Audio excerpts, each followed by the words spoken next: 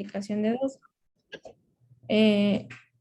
Los efectos heredables en humanos y la estimación del riesgo genético de los efectos heredables por radiación.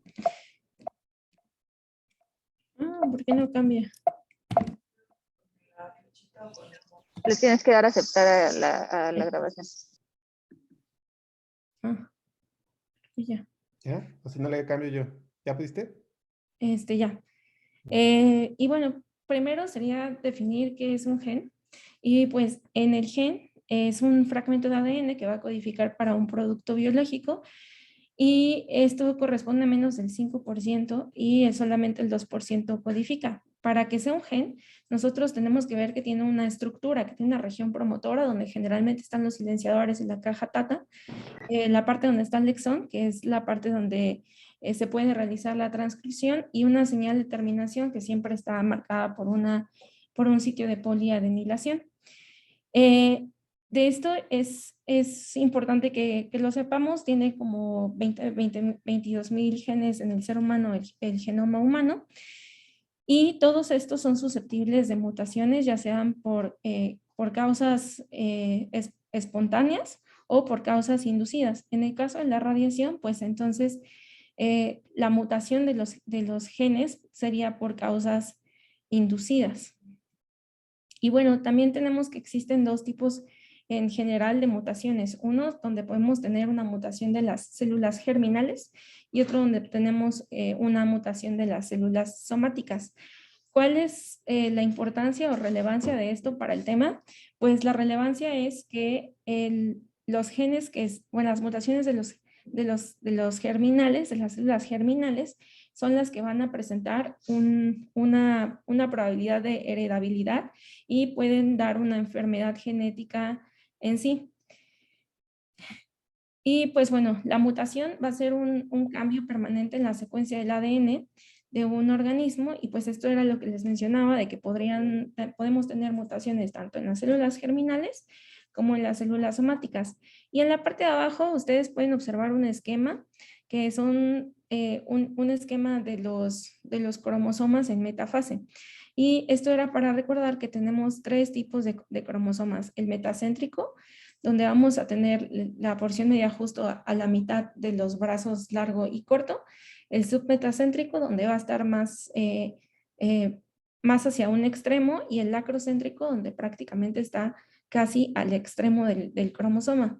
Y dentro de las aberraciones cromosómicas o de las cromosopatías, vamos a tener aquellas que son afectaciones por alteraciones numéricas, y hay otras que son por alteraciones estructurales. Vamos a ir viendo una a una cada una de ellas. Bueno, empecemos con las alteraciones numéricas. Dentro de las alteraciones numéricas podemos encontrar la poliploidía, la aneuploidía, el mosaicismo, las diandrias y las diginias. Y bueno, la poliploidía lo que va a hacer es que vamos a tener más de 2 juegos de cromosomas, más o mayor o igual a 2 juegos de cromosomas. Entonces, si consideramos que supongamos que un animalito tiene 14 cromosomas en una célula euploide, pues entonces una poliploidía sería cuando el animalito, en lugar de tener sus 14 juegos de cromosomas, lo que va a tener son 28 o múltiplos del número haploide. Ahora, la aneuploidía, a diferencia de la poliploidía, pues solamente va a tener un número diferente de cromosomas, pero no necesariamente tiene que tener una alteración del juego completo de cromosomas, sino nada más puede ser uno de más, uno de menos, como en las trisomías y en las monosomías. Y hay que recordar que, bueno, las poliploidías son incompatibles con la vida, y dentro de las aneuploidías, pues va a depender del cromosoma afectado. Ahora, el mosaicismo, que es otro tipo de alteración numérica, en este vamos a tener también dos juegos de cromosomas o 2 juegos de material genético, pero en este vamos a tener uno que puede estar bien y otro que puede estar alterado, o sea, pero van a ser como dos líneas celulares. Y pues un ejemplo de esto es, hubo un caso muy sonado por la policía de, no me acuerdo de qué país, donde estaban persiguiendo a una persona y le tomaban pruebas de ADN, pero no correspondía con el ADN de la boca, con el ADN que se había encontrado en la escena. Y pues la razón ahí fue que en su caso pues tenía un mosaicismo, pero un mosaicismo que fue tolerable con la vida. Y esto en general se ha estudiado más en ratoncitos. Ahora, las diandrias son cuando tenemos que todo el juego completo de cromosomas vienen del lado paterno. Y las diginias es cuando todo el juego completo de cromosomas viene del lado materno. Ahora, de las diandrias, que es importante saber, bueno, dentro de las diandrias, como tenemos todo el material genético proveniente del material genético paterno, pues entonces ahí lo que se va a desarrollar son las estructuras de la placenta, pero no se va a desarrollar un bebé como tal. Y en las diginias, donde tenemos el material del lado materno, lo que no se va a formar es la placenta y lo que sí se puede formar es el bebé. No sé si hasta acá tengan alguna duda, ¿no? Bueno. Y ahora vamos con las alteraciones estructurales. Entonces, ya vimos que dentro de la primera clasificación, pues vemos que dentro de las alteraciones numéricas, lo que pasaba era que teníamos cromosomas de más, cromosomas de menos, cromosomas duplicados. Pero en las alteraciones estructurales, lo que hay es un problema en la estructura del cromosoma. Y de esta manera podemos encontrar dentro de las más frecuentes a la de lesión, que es cuando se pierde, como en la imagen superior izquierda, se pierde una región o más de un nucleótido de un segmento del ADN, podemos tener una duplicación, es decir, que este segmentito se va a duplicar en el mismo cromosoma. Una inserción, que es la adición de una región en un cromosoma donde no tendría que estar, y también tenemos el caso de la inversión, donde dentro de las cromátidas hermanas puede haber un intercambio de un segmento estructural que nos cambia todo. Y la translocación es una mutación en la que ocurre una ruptura del cromosoma y este va y se adhiere a otro lado. Ahora, si esto ocurre en un cromosoma acrocéntrico, entonces estaríamos ante una cromosopatía robertsoniana. Entonces, eso es como de las alteraciones estructurales, pues lo más importante. Ahora, cuando a nosotros nos reportan a un problema con un cromosoma que encontraron en genética, que estudiaron el cariotipo de una persona, ¿cómo tendríamos que leer la nomenclatura? Pues bueno, el primer número que nos van a poner del lado más izquierdo va a corresponder al número de cromosoma afectado. Después vamos a tener una letra que puede ser P o Q, dependiendo P en el caso del brazo corto y Q en el caso del brazo largo. Después nos van a poner la región, la banda y la subbanda, y nos pueden poner alguno de los siguientes sufijos, también dependiendo del tipo de alteración cromosómica que tenga, como en el caso de que venga la palabra ROP, ROP, en ese caso nos estarán hablando de una cromosopatía robertsoniana, que ya quedamos que era cuando había una translocación en un cromosoma acrocéntrico. Ahora, dentro de las enfermedades genéticas podemos tener muchísimas mutaciones que puedan heredarse a la siguiente generación. ¿Cuál es la condición para que se pueda heredar? Pues bueno, que sea una alteración de las células germinales. Y nos pueden dar diferentes tipos de enfermedades genéticas. Tenemos a las enfermedades mendelianas, a los cambios cromosómicos y a las multifactoriales. Además de estas, también tenemos a las enfermedades mitocondriales. Y pues dentro de cada una de ellas, pues vamos a ir hablando poco a poco. De los cambios cromosómicos, pues son básicamente las aberraciones cromosómicas y la translocación robertsoniana, que les explicaba en las diapositivas anteriores. Y pues lo que ahorita queda explicar es cuáles son las enfermedades mendelianas y cuáles son las multifactoriales. Ahora, ¿por qué se llaman mendelianas? Porque, bueno, porque históricamente fueron estudiadas por Mendel y fueron estudiadas en chícharos. Bueno, vamos a empezar con la primera de las mendelianas, que es la del tipo de herencia autosómica dominante, en la que vamos a tener un emparejamiento en la que los hijos pueden estar afectados por la enfermedad. Las características de este tipo de herencia es que va a tener una verticalidad, o sea que se va a transmitir de generación en generación, va a haber una transmisión directa. La relación 1 a 1 se refiere a que puede afectar tanto a hombres como a mujeres por igual, y pues en este tipo de enfermedad genética no va a haber portadores, porque todos los que tengan la alteración van a estar afectados. Ahora, en la tablita que les puse del Thomson en la esquina inferior derecha, pues pueden ver que hay letras mayúsculas o letras minúsculas de la D, y eso significa, dependiendo de si el sujeto es heterocigoto u homocigoto. Ahora, en cuanto a la autosómica recesiva, pues en el emparejamiento, es un emparejamiento en el que los hijos podrían presentar la enfermedad. Ahora, esta va a tener como características la horizontalidad, es decir, que dentro de los mismos hermanos va a haber afección de los diferentes hermanos. La relación también va a ser 1 a 1, puede afectar a hombres y mujeres por igual. En este sí vamos a tener portadores y por lo tanto se pueden presentar saltos generacionales, o sea que tengamos una generación donde varios hermanos lo presentaron, alguno de estos hermanos tuvo algún descendiente y este fue simplemente portador y no expresó la enfermedad, y este va a tener algún otro hijo y puede ser portador con afectado o afectado con afectado, y este sí tendría la enfermedad. Y el riesgo por cada embarazo de que se presente, como les decía que era horizontalidad, pues una misma madre puede tener varios hijos con afectación de la enfermedad. Entonces, el riesgo de que haya una recurrencia entre los embarazos o entre los hermanos va a ser del 25%.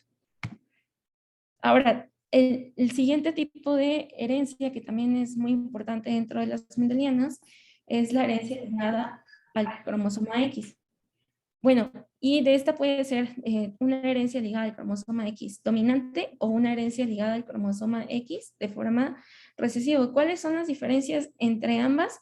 Tiene algo que ver con lo que les explicaba hace unos minutos sobre cuándo es una alteración dominante, cuándo es una alteración recesiva, pero básicamente es que en la herencia ligada al cromosoma X dominante no hay portadoras. Tampoco va a haber transmisión de varón a varón, las mujeres van a estar afectadas y esto se va a expresar en heterocigotos.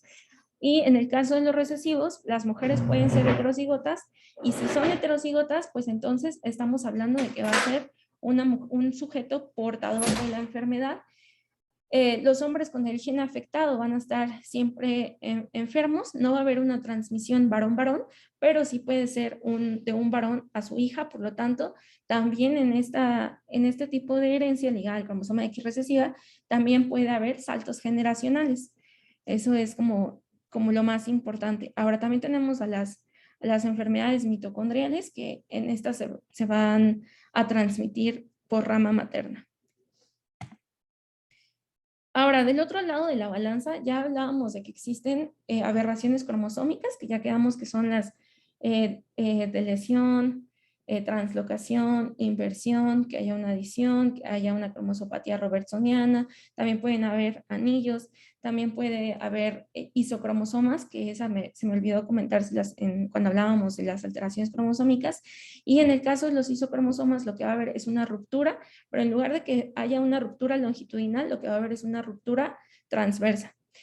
Y bueno, entonces teníamos estas cromosopatías y también teníamos a las enfermedades de herencia mendeliana, donde podemos hacer nuestras tablitas y ver qué porcentaje podría presentar afectación y qué porcentaje podría presentar recurrencia o mayor afectación de un solo género o de los dos, dependiendo del tipo de que estemos hablando. Y ahora nos falta la herencia multifactorial, que no se va a regir por la herencia mendeliana, que va a afectar a ambos sexos, que puede responder a alteraciones poligénicas y que estas pueden ser factores genéticos y también factores ambientales. Existen algunos factores que nos hablan de un mayor riesgo en este tipo de herencia, como cuál es un ejemplo de herencia multifactorial, pues diabetes, cáncer, y pues en esta, cuando hay endogamia, pues tenemos un mayor riesgo de presentar la enfermedad y hay un riesgo de mayor recurrencia si hay más de un familiar afectado, si el que está afectado es la población epidemiológica, que normalmente no es la más frecuente, y hablando del caso índice, y entre más vaya siendo más grave el espectro de la enfermedad, entonces también tenemos un mayor riesgo de transmisión, hablando de recurrencia. Y pues un ejemplo de esto es el cáncer.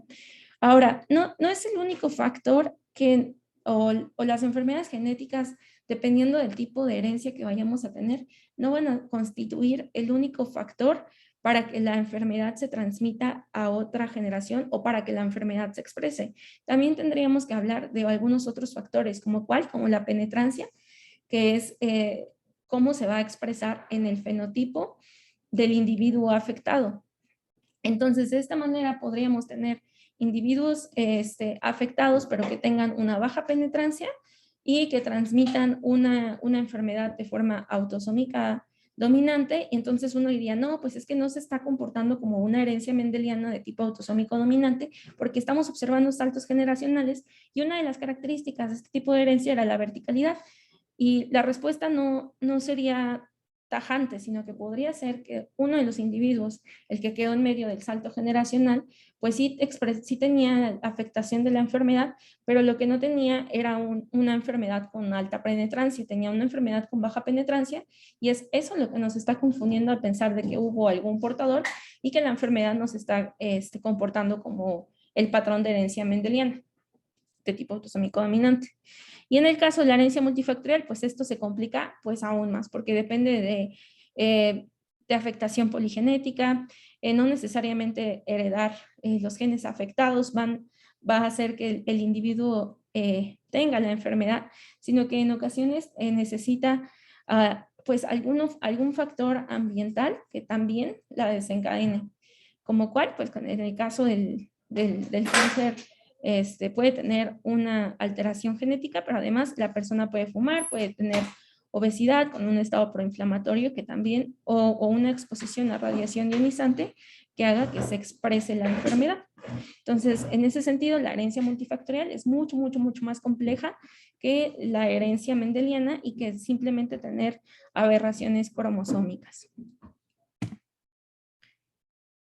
Ahora, ya entrando como más en materia, después de esta introducción sobre los genes, sobre las mutaciones, sobre los tipos de herencia o las formas en que las enfermedades se transmiten de generación en generación, pues podemos ver que tenemos varios estudios que se empezaron a interesar acerca de, bueno, ya sabemos que la radiación ionizante puede producir mutaciones. Pero ahora, ¿estas enfermedades o estas mutaciones son heredables entre los humanos?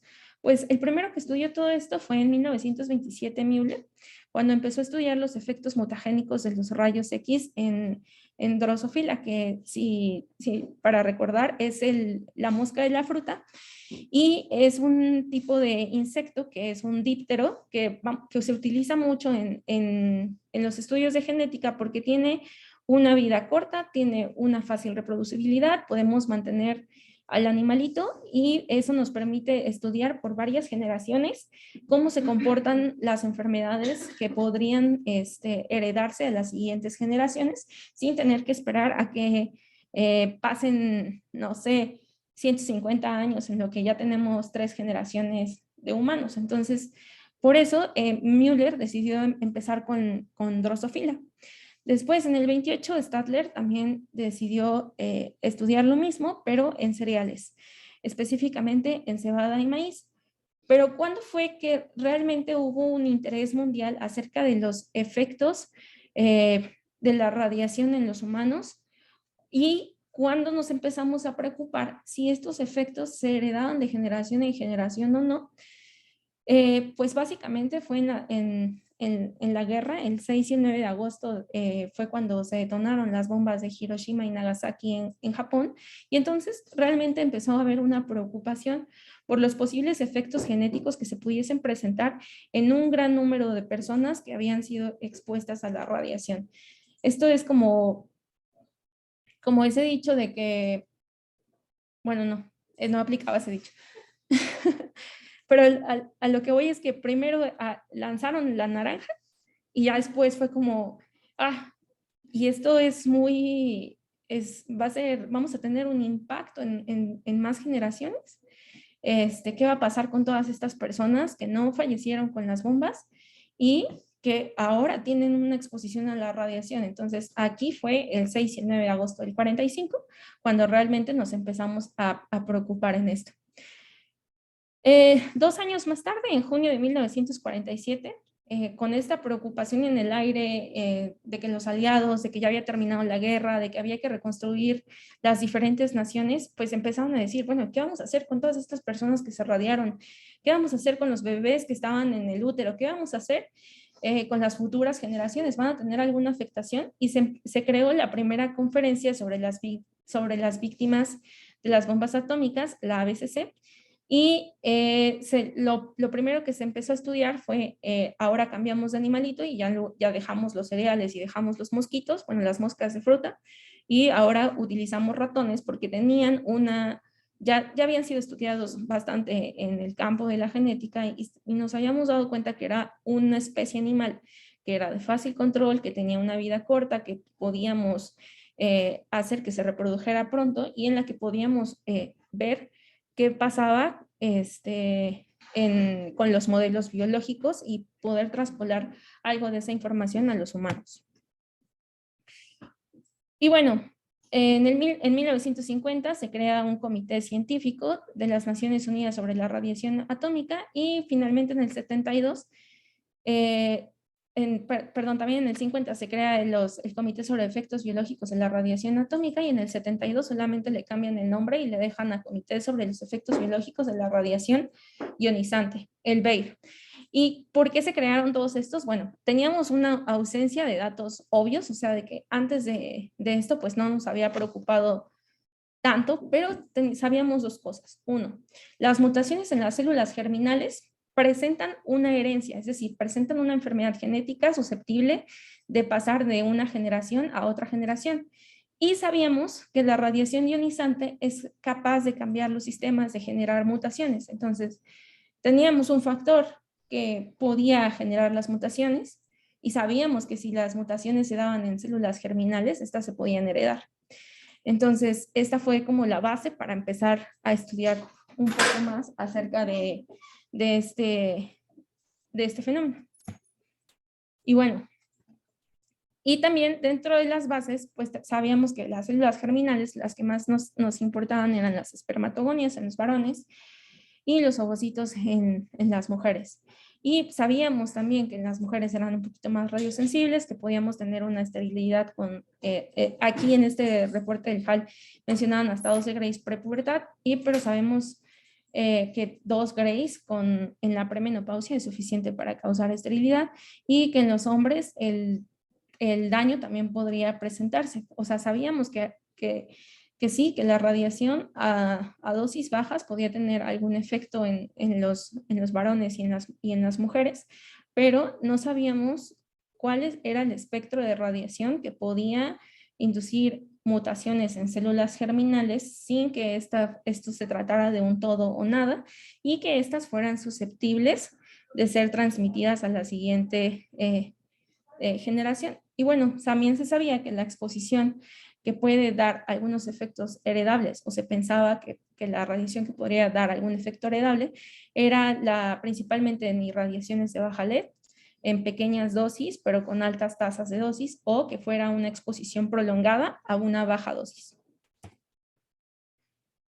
Y empezamos a preocuparnos sobre los riesgos, sobre el riesgo relativo, sobre el riesgo absoluto, y pues se comparaban la probabilidad de una mutación espontánea con el término del doble de la dosis, que ahorita vamos a ver un poquito más de eso porque ese es un concepto que es un poquitito más difícil, pero en el riesgo relativo básicamente comparas eso, la probabilidad de que se genere una mutación espontánea con la probabilidad de que sea en términos del doble de la dosis.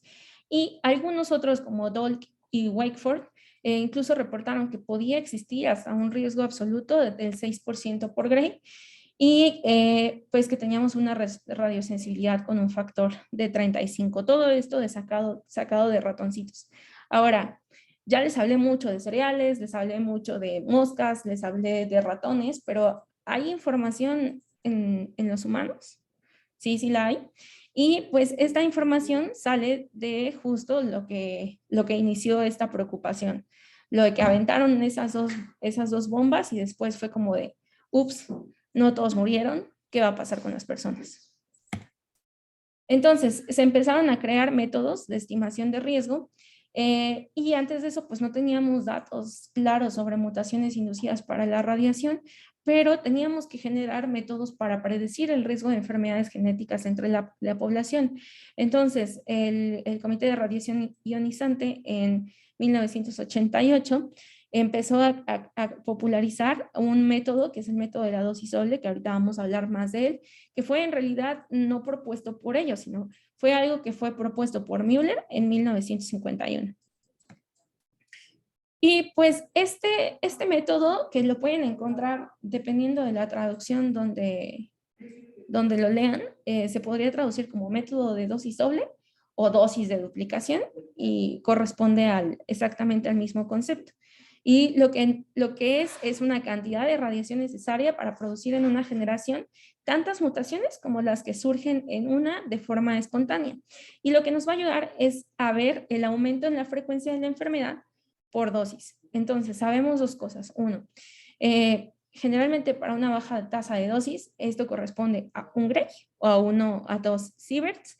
Y en general, de todos estos estudios, de todos estos seguimientos que tuvimos en Japón de las bombas, pues sabemos que no existe como tal pues más de 1 a 6% de riesgo para las mutaciones para mutaciones que generen enfermedades genéticas inducibles con radiación ionizante.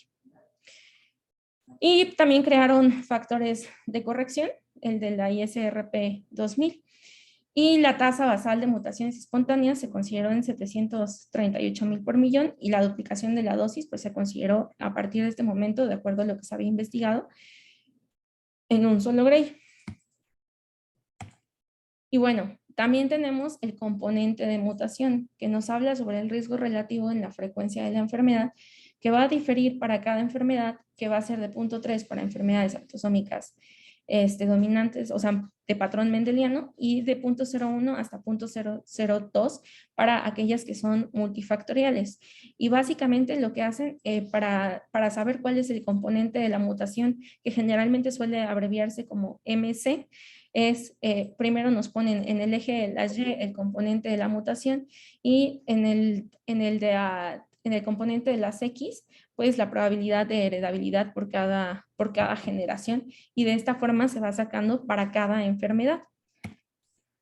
Y pues esto es lo que les comentaba, de que aquí dejamos de tener solamente información acerca de los ratoncitos, de las moscas y los cereales, y pues muy tristemente empezamos a tener información acerca de qué pasaba con aquellas personas que habían sido expuestas a la radiación por las bombas o en este caso por la guerra, y que después tenían hijos. Existe esta base de datos que la sacamos de una base sobre sobrevivientes de las bombas atómicas que estaba en Japón. Y pues lo que se encontró o lo que se buscó en esta revisión fue ver cuál era la incidencia o la prevalencia de encontrar anomalías cromosómicas en los hijos de los sobrevivientes de la bomba atómica.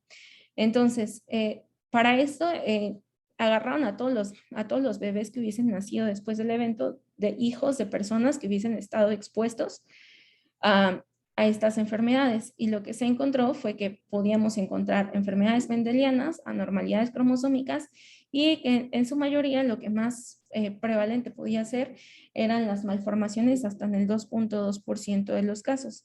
Hubo aproximadamente el 0.2% de los casos, y se extrapoló de esto de la base de datos una información de que la probabilidad de que una persona expuesta a una dosis, en este caso sería baja de radiación, porque si hubiese sido más alta, pues la persona no hubiera sobrevivido a la bomba atómica. Ya hablábamos en la clase, en las clases previas, cuánto de radiación un cuerpo puede soportar y qué efectos pueden tener con cada rango. Entonces, sabemos de esa manera, de forma indirecta, que si son sobrevivientes de estas bombas atómicas, pues la exposición fue a dosis bajas, quizá por un periodo prolongado. Y pues sabemos de estos datos que la prevalencia es de aproximadamente del 0.10 al 0.20% dentro de estas poblaciones. También hicieron algunas tablas en las que comparaban la cantidad de radiación que habían recibido los padres, es decir, hicieron estas tablas de genética donde ponían la madre no tuvo exposición, la madre tuvo una exposición menor a 0.005 grays, o la madre tuvo una exposición mayor a 0.005 grays, que fueron los rangos que ellos utilizaron, y lo mismo hicieron para el padre. Hicieron estas tablas de, pues aquí no se llama de 4x4 porque, bueno, sí de 4x4 porque primero vieron un grupo control, un grupo de exposición, y después dentro de los grupos de exposición hicieron este corte. Vamos a comparar a los que recibieron 0.005 y los que recibieron más de 0.005. Y no hubo una diferencia en la incidencia de anomalías cromosómicas en los hijos de estas personas. Entonces sabemos que si una persona está expuesta a la radiación, la probabilidad de que tenga un hijo con una enfermedad que haya heredado de alguna de las mutaciones que indujo la radiación es del 0.10 al 0.20%. Y pues, y que no tiene una relación con la dosis, por lo cual entonces estaríamos hablando de un efecto estocástico. Esta es una tabla del HAL donde nos van poniendo también extrapolado de estas desgracias humanas, pues una incidencia por cada 10 a 6 nacidos vivos. Y nos van hablando de las enfermedades mendelianas, de las cromosómicas, de las multifactoriales, y de estas pues vemos las crónicas y las anormalidades genéticas. Dentro de las malformaciones congénitas, lo que más se llegó a observar era alteraciones polidactilia, que tuviésemos, se me fue ahorita el nombre, perdón, pero también un dedito menos. También que tuviéramos alteraciones en las extremidades, microcefalia, y dentro de las alteraciones del desarrollo de estos niños en su crecimiento, principalmente encontramos una alteración del estado mental y una alteración del crecimiento. Ahora, de todos estos estudios, de lo de los ratones, de lo de las bombas, se empezó a buscar cuál era el riesgo o si había una relación con la cantidad de radiación que recibiésemos para que habláramos como de cuáles serían esos riesgos. Entonces se encontró que para la población total es de 0.2% por Sievert. Si hay un riesgo ocupacional es hasta el 0.1% por Sievert.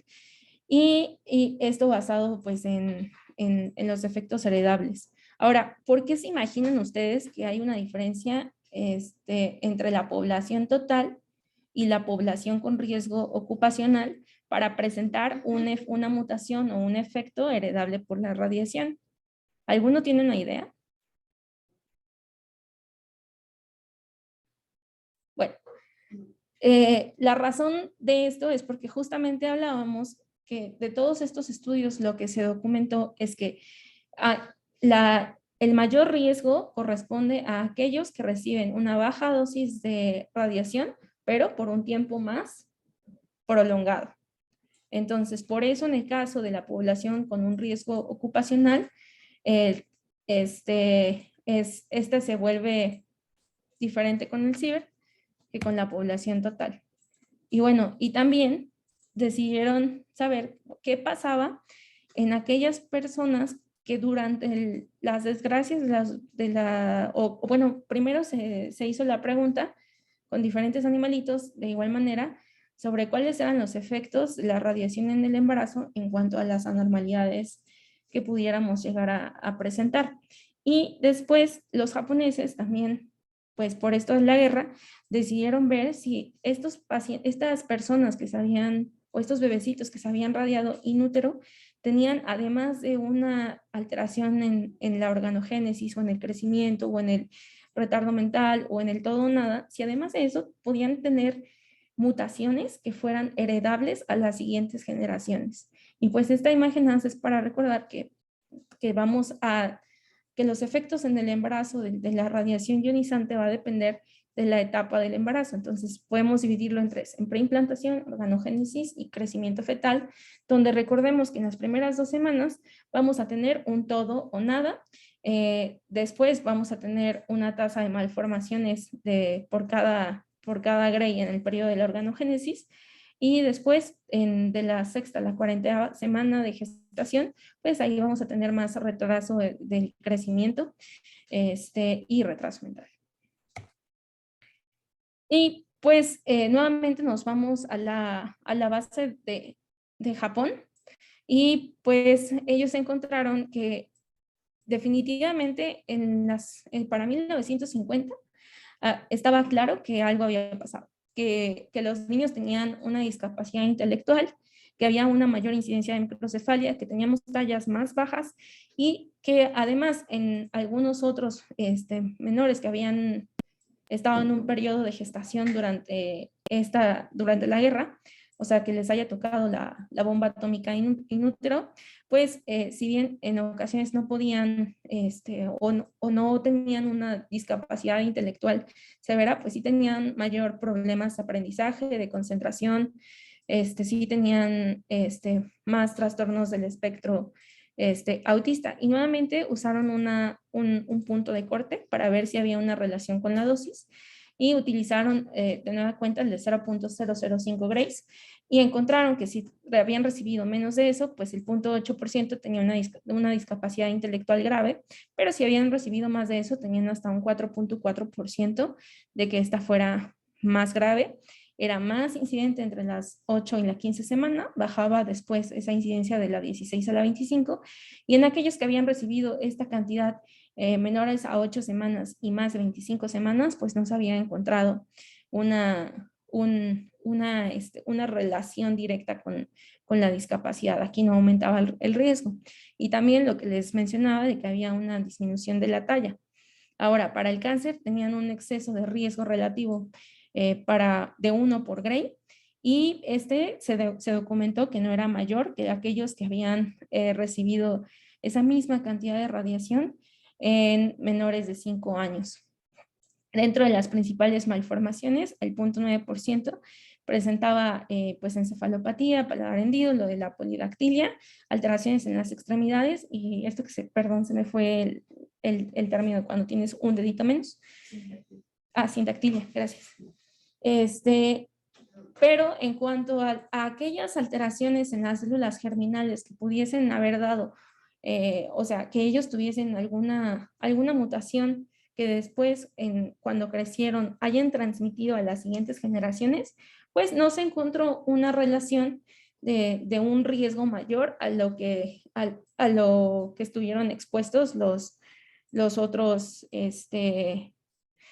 individuos que no estaban in útero cuando esta exposición se llevó a cabo. Ahora, es difícil determinar esto, porque justo les puse por eso estos datos, que aquellos que habíamos encontrado con alguna discapacidad, pues, bueno, con alguna alteración, generalmente los llevaba a una discapacidad, y muy probablemente no tuvieron descendencia. Entonces, saber si estas malformaciones o saber si estas discapacidades por las mutaciones en sus células se pueden transmitir, es algo difícil de saber porque muy probablemente no hubo un cambio a la siguiente generación, no hubo una reproducción en varios de ellos. Ahora, preguntas. Antes de pasar a eso, ¿alguien tiene alguna duda? ¿No? Bueno. Y la primera, ¿cuál de los siguientes es correcto en cuanto a la dosis de significancia generacional? ¿Alguien tiene alguna idea?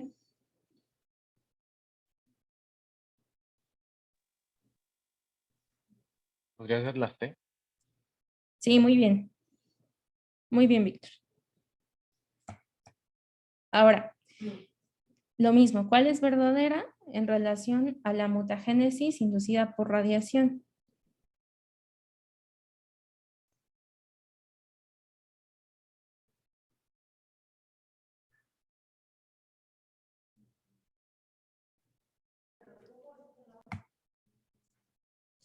Es lo que les mencionaba de que la duplicación de la dosis para humanos se estima en 1 a 2 sieverts y si nos preguntaban en Gray sería 1. ¿Cuál de los siguientes es verdadero de nueva cuenta en relación a la mutagénesis por radiación?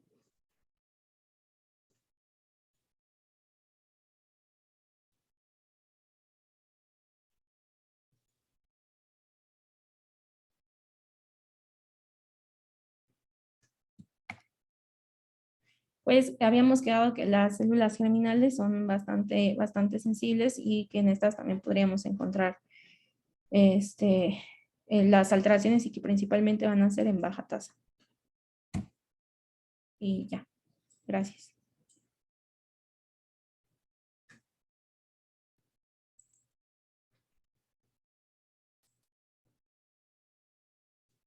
¿Alguno tiene alguna duda?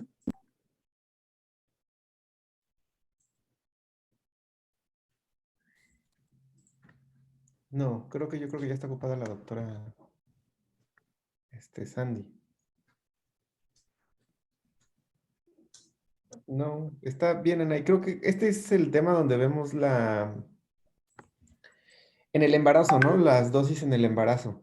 Pues no estaba como tal en el temario, o sea, realmente lo pusimos porque pareció Por las importante por las mutaciones, pero no, el bueno. tema fue herencia, heredabilidad de las mutaciones en Hola. exposición a radiación.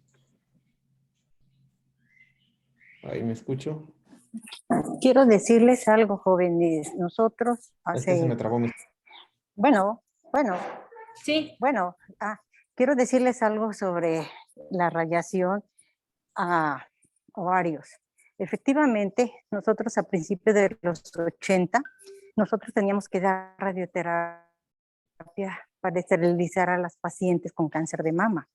Entonces, llegó un momento en que sabíamos que teníamos con 400 hasta 800, pero con 600 era suficiente en una sola dosis, y era lo que teníamos que ofrecerles a los pacientes, y a mí me tocó todavía eso. Obviamente ahora las cosas han cambiado totalmente, esa es otra medicina, pero sí llegamos a tener esas sesiones de radioterapia como tratamiento para esterilización de las pacientes en cáncer de mama.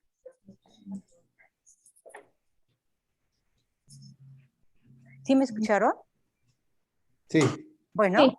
sí se escucha. Sí, doctora, de hecho. Sí. Me voy a parar. Sí. De hecho, el año pasado yo, cuando estaba tratando con el doctor Rivera, todavía nos llegaron a mandar una paciente para irradiar, para esterilizar a las pacientes, sí.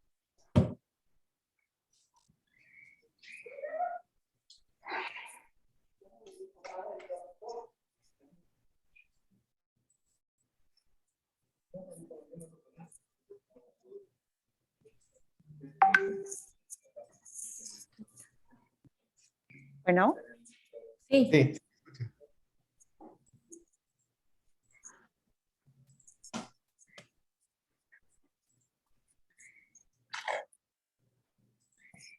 Perdón, estoy en el cuarto piso y voy a comenzar una sesión de comer y entonces ahorita a las 9 me voy ya a desconectar. Yo espero que todo salió muy bien, Anaí, te felicito.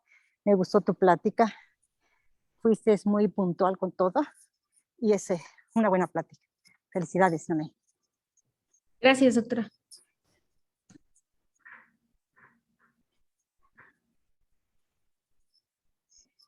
Eric, ¿vas a preguntar más? No, Eh, estuvo bien, nada más Eric. yo antes me confundía un poquito en lo de las... ¿Me escucho? ¿Me escucho? ¿Me escucho? Sí, sí, sí, sí, sí, sí, sí, te Nada más escuchamos. me confundí un poquito en cuanto a las mutaciones, siempre dividirlas en de la línea somática y germinal, porque ya ven que de ahí luego nos hacen preguntas. En cuanto a la Sí. línea somática, y es cuando podemos encontrar.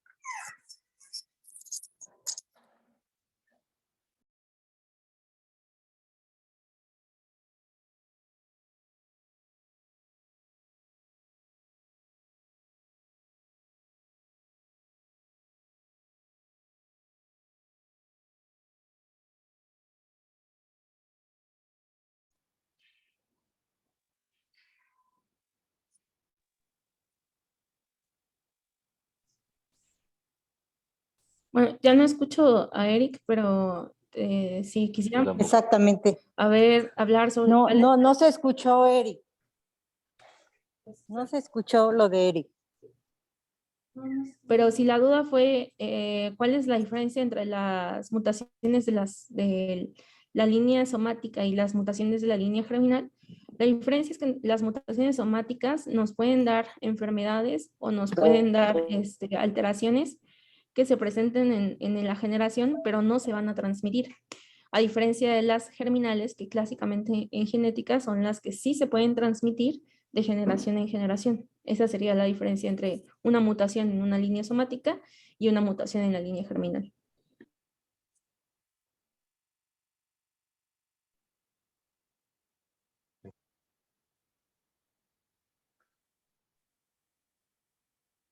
Muy, ya no lo veo tampoco.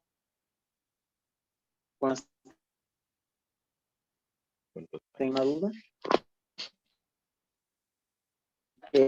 Afortunadamente, y siempre que tengo las pacientes con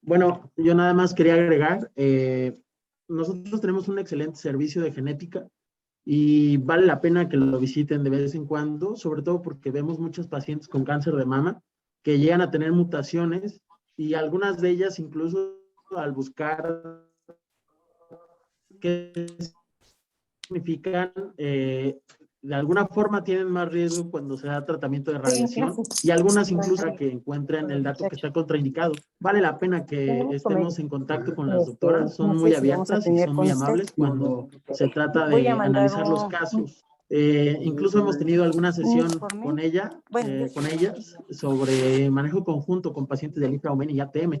Son cosas que no en todos lados van a tener y vale la pena que lo aprovechen. Incluso tienen una base de datos donde nos pueden mostrar como las mutaciones más comunes y hacen el seguimiento a largo plazo de cómo les ha ido a las pacientes. Entonces, pues si alguna vez pueden ir a darse una vuelta y conocer, no estaría de más. Es un elemento que les va a ayudar mucho y nos va a diferenciar de cualquier otra sede. No sé si alguien más tenga algún comentario. Creo que Eric ya no pudo regresar, pero... Se me fue el internet, ¿ya me escuchan? Sí, ya te escuchamos, Eric. Oigan, en el chat la doctora Sandra dejó comentarios, nada más para que ahorita antes de cerrar la sesión, los vean y que no se pierdan.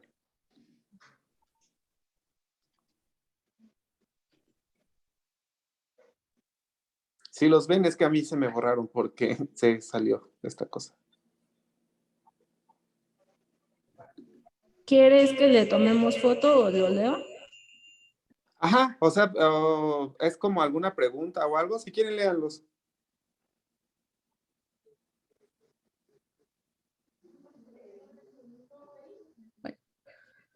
Puso, lo más relevante es conocer las definiciones mencionadas en la clase y conocer que la radiación puede tener implicaciones no solo en la persona, sino en su herencia.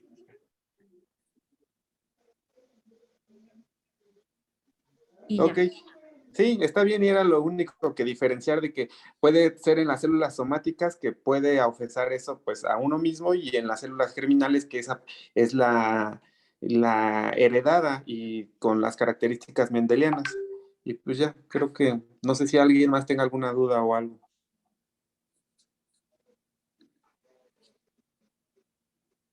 ¿No? Bueno.